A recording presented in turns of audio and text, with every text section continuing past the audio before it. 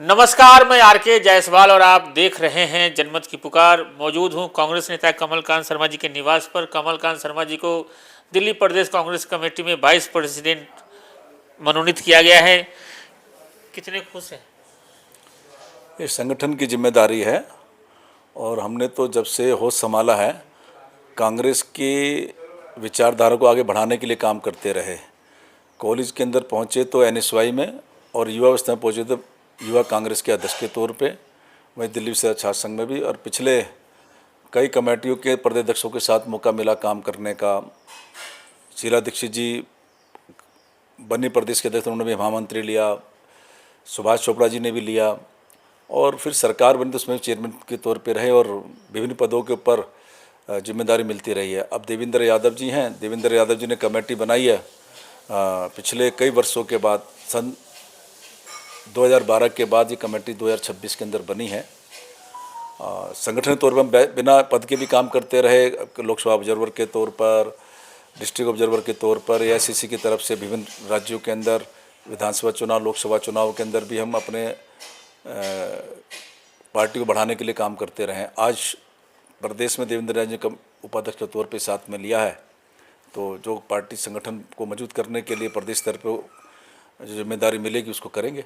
शर्मा जी, पहले जब मैं देखा करता यूपीए की जब सरकार थी तो जब कांग्रेस सिलेंडर के रेट वगैरह या महंगाई का भी थोड़ा भी बढ़ जाता था तो भाजपा के लोग आक्रामक होकर सड़कों पर प्रदर्शन करते थे। मगर आज भाजपा की सरकार है तो कांग्रेसी कोई प्रदर्शन वगैरह भी नहीं करता, सड़कों पर नहीं जाता, एसी में सो रहे हैं। नहीं, समय बदल गया है। ये एसी शब्द कॉमन शब्द हो गया है, एसी शब्द ना जी। आज मीडिया युग आ गया है। पहले सड़क का युग था, आज सोशल मीडिया है। कोई फेसबुक पे, कोई ट्विटर पे, कोई व्हाट्सएप पे अपनी बात किसी न किसी तरह से पहुंचाने की कोशिश करता है। केवल पहले प्रिंट मीडिया था और इक्का दुक्का चैनल था जो सरकार का चैनल हुआ करता था, तो इसलिए पता नहीं चलता था। सड़क पे प्रदर्शन आज भी हो रहे हैं, धरना हो रहे हैं। अभी परसों ही जिस दिन कमेटी बनी थी तो देवेंद्र यादव जी और मैं उत्तम नगर में, जहाँ हेड कांस्टेबल की गोली से जो बिहार का युवा साथी गोली लगी जिसकी वजह से उसकी मौत हो गई, उसका परिवार बहुत पीड़ित है। उसके परिवार के अंदर उसकी बहनें, एक विधवा है और कहते हैं दूसरे कहते हैं बड़े घर की स्थिति खराब, उसके लिए स्तंभ दिया, उसके लिए प्रदर्शन करना था। जो भी जब भी विपक्ष के तौर पर हम दिल्ली के अंदर वैसे विधानसभा में नहीं है, लोकसभा में नहीं है, पर कोई भी सरकार के खिलाफ नहीं, उनकी नीतियों के खिलाफ हम जनता की आवाज़ बनकर धरना प्रदर्शन और कहते हैं अपने शब्दों से या कार्यकर्ताओं के माध्यम से उसको जनता जगाने की कोशिश करते हैं सरकार को। 5 राज्यों के चुनाव परिणाम है। हालांकि केरल में तो आपकी बढ़िया ठीक ठाक आ गई है, लेकिन असम और बंगाल वगैरह में कुछ भी नहीं दिख रहा है।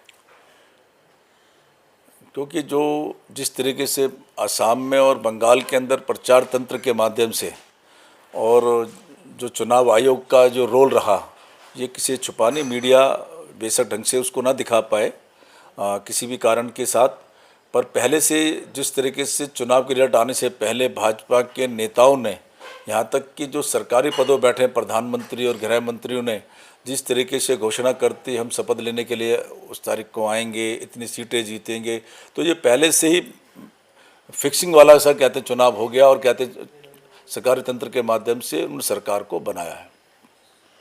राघव चड्ढा समेत लगभग 7 सांसद आम आदमी पार्टी छोड़कर भाजपा में शामिल हो जाते हैं। कांग्रेस इस घटना को कैसे देख रही है?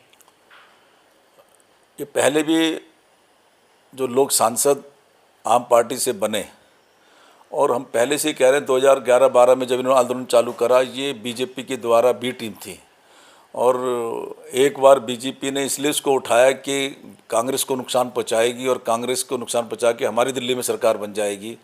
वो करते करते वो खुद ही सत्ता के अंदर आ गए और इसी प्रकार से उन्होंने ऐसे ही पंजाब में करा।